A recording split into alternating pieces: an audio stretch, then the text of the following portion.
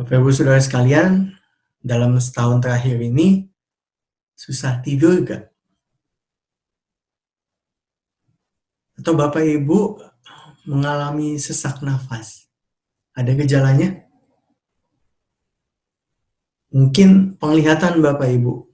Apakah ada perubahan?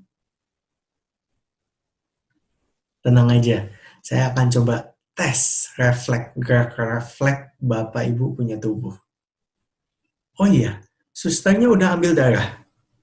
Bapak Ibu Saudara sekalian, itu merupakan pertanyaan-pertanyaan diagnosa yang biasa disampaikan dokter dalam pengecekan tahunan. Dokter memeriksa kesehatan fisik kita lewat dua hal, pertanyaan dan tes. Nah, Bapak Ibu Saudara sekalian, jawaban kita dari pertanyaan-pertanyaan tadi akan menentukan apakah sebenarnya kita sehat atau enggak. Secara umum, saya pikir kalau kita menyadari ada yang nggak beres sama badan kita, badannya demam, nggak enak, pegel-pegel gitu ya, mungkin kita akan cari obat di toko obat. Kalau lebih serius, kita datang ke dokter. Nah, apalagi kalau zaman-zaman sekarang nih, Bapak Ibu Saudara sekalian akan mencoba lebih lagi mempertahankan kesehatan Bapak Ibu. Lewat apa? Mungkin cuci tangan lebih sering, bawa hand sanitizer kemana-mana, atau bahkan pakai masker. Nah, Bapak Ibu Saudara sekalian, itu kesehatan fisik. Bagaimana kita bisa tahu kesehatan spiritual kita? Dengan metode yang sama, Donald Whitney dalam bukunya The 10 Questions to Diagnose Your Spiritual Health menolong kita untuk memeriksa kesehatan rohani kita lewat memberikan pertanyaan-pertanyaan self-check-up. Misalnya pertanyaan seperti, apakah kita haus akan Tuhan? Yang kedua, apakah kita merindukan surga dan ingin bersama-sama dengan Yesus?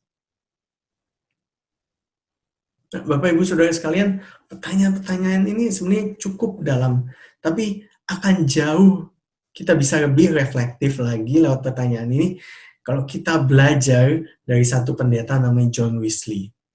John Wesley adalah satu figur yang sangat terkenal dulu, dan dia bilang bahwa kehidupan Kristen itu didesain di bawah anugerah sebagai bentuk pergerakan dari lahir baru sampai kepada kesempurnaan pengudusan dan kesempurnaan kasih.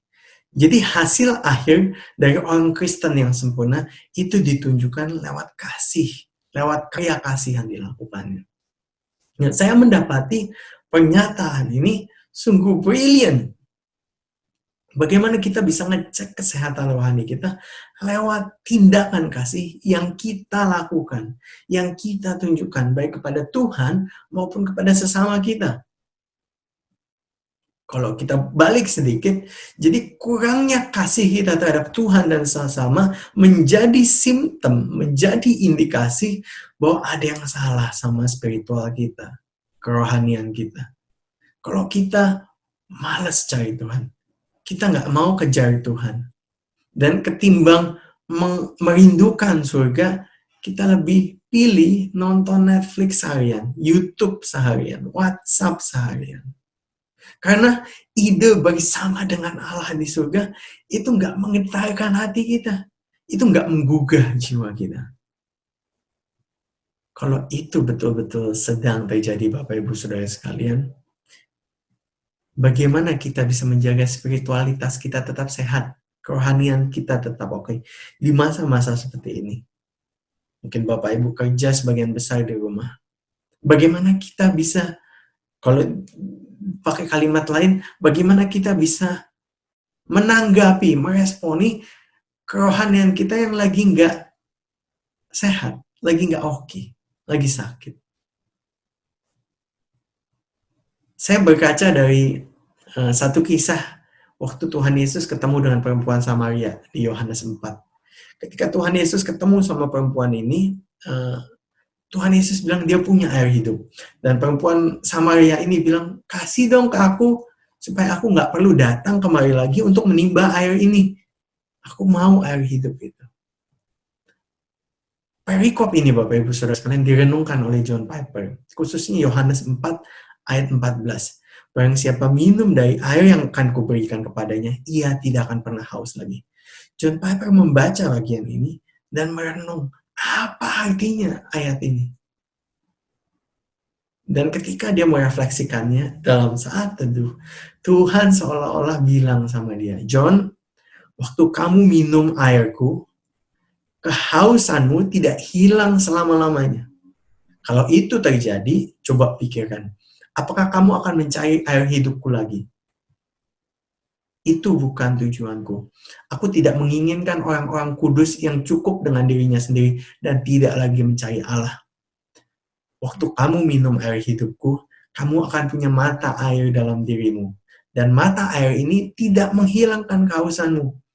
Tapi mata air ini akan senantiasa ada setiap kali kamu haus akan aku.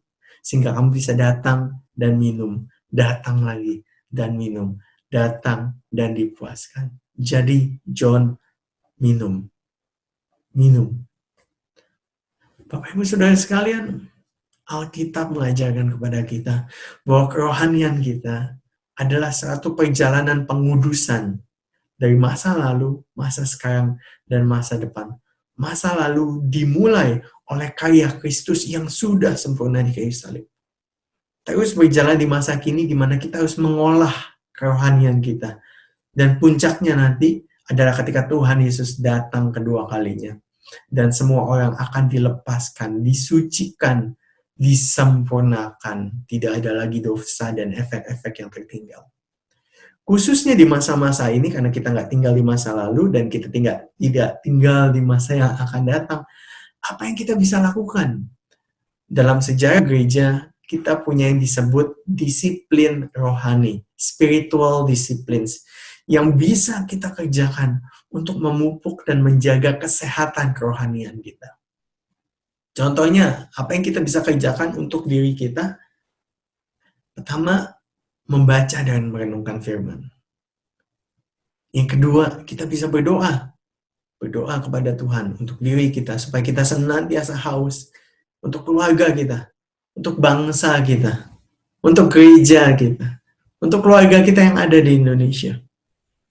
Bapak Ibu bisa join juga persekutuan doa online yang kita kerjakan tiap hari Jumat. Biasanya dimulai dengan membagikan beberapa doa, beberapa lagu di YouTube yang Bapak Ibu bisa putar sebelum jam 7, beberapa menit sebelum jam 7. Kemudian saya akan kirimkan satu pokok doa demi satu pokok doa yang Bapak Ibu bisa doakan. Kita bisa berdoa, kita bisa baca Alkitab, kita perlu mengaku dosa kita tiap-tiap hari dan menyembah Tuhan. Lalu kita bisa berpuasa. Ngomong-ngomong soal puasa, Sabtu ini The Gospel Coalition yang ada di Amerika mengundang semua orang percaya untuk berpuasa bersama, berdoa. Diawali dengan doa pagi-pagi, doa pribadi memohon belas kasihan Tuhan. Doa siang, tengah hari atau sore hari, komunal bersama keluarga bisa, bersama-sama dengan rekan kedub lewat Zoom bisa, Bapak Ibu Saudara sekalian. Dan nanti akan diakhiri dengan live streaming dari sana. Linknya nanti akan saya kasih di bawah kalau Bapak Ibu mau. Mereka mendasarkan puasa ini dari Mazmur 10 ayat 17. Mazmur 10 ayat 17 yang begini bunyinya. Keinginan orang-orang yang tertindas telah kau dengarkan ya Tuhan. Engkau menguatkan hati mereka, engkau memasang telingamu. Jadi puasa ini menurut Gospel Coalition didasari permohonan agar Tuhan berbelas kasihan atas penderitaan banyak anak-anak Tuhan di seluruh dunia. Khususnya di masa-masa pandemik virus corona ini. Kenapa memohon kepada Tuhan? Karena Tuhan mendengarkan jeritan orang-orang yang tertindas. Tuhan menguatkan hati mereka.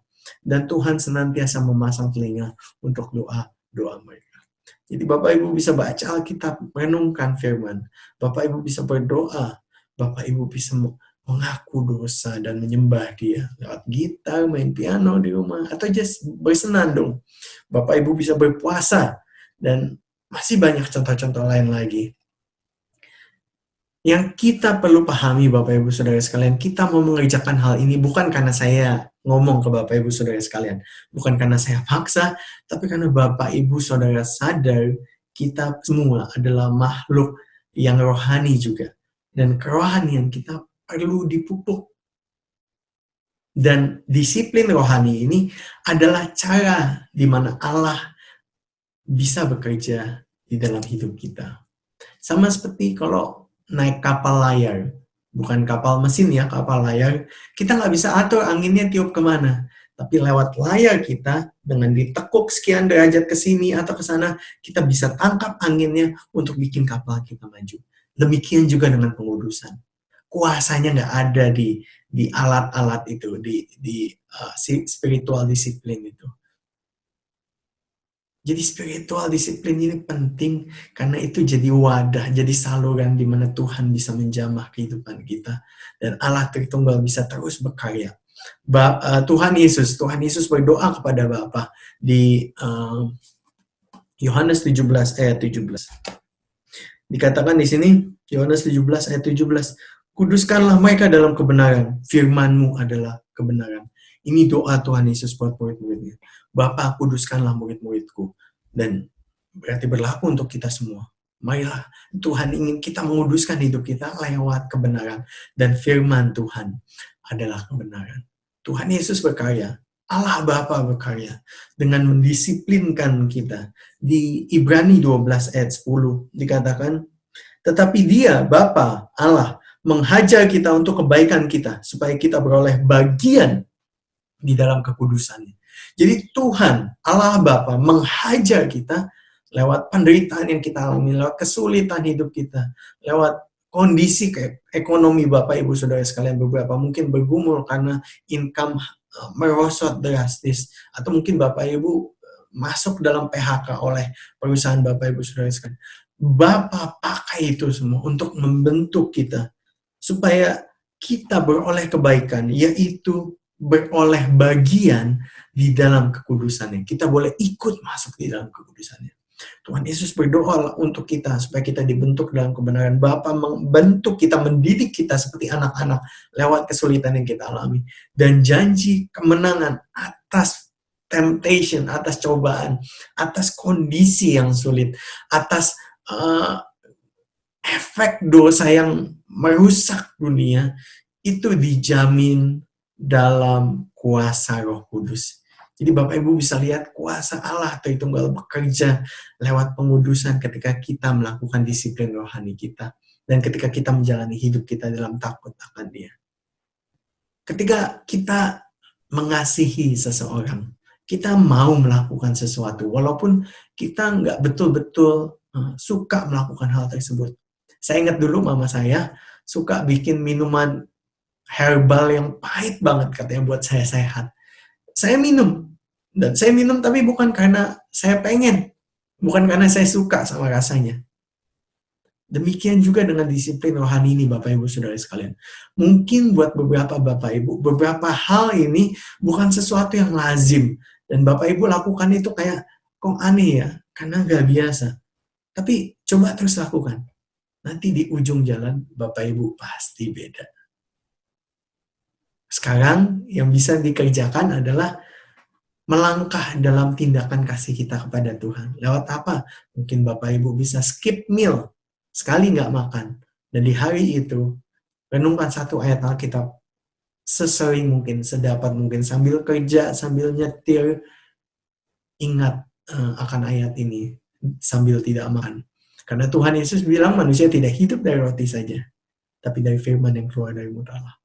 Yang kedua, bangun mungkin 15 menit lebih pagi sebelum orang-orang di rumah bangun, supaya Bapak Ibu punya waktu untuk saat teduh. Atau Bapak Ibu bisa kumpulkan keluarga, suami, istri, anak-anak, nyanyi 1-2 lagu, baca 1 paragraf Alkitab, kemudian doa sama-sama. Jadi, mesbah keluarga, family altar. Sekarang pokoknya yang simple dulu, yang bagus, Bapak Ibu lakukan sesuatu yang sederhana, jangan muluk-muluk, dan lakukan dengan teratur, dengan rutin. Nanti kalau terus Bapak Ibu Saudara lakukan, Bapak Ibu bisa lihat lama-lama kasih terhadap Allah dan terhadap sesama itu ada. Dan itu terjadi bukan sebagai tindakan yang disengaja. Aku mau ngasih, aku mau peduli, tapi otomatis karena sudah mengakar, sudah menjadi gaya hidup Bapak Ibu Saudara sekalian. Dan ketika itu terjadi, pengudusan terjadi. Dan ketika pengudusan terjadi dengan nyata, kemuliaan Allah bisa dirasakan oleh orang-orang di sekitar kita. Kayaknya Bapak Ibu Saudara sekalian terus giat di masa-masa sulit ini untuk memupuk dan memelihara kerohanian Bapak Ibu Saudara sekalian. Tuhan berkati.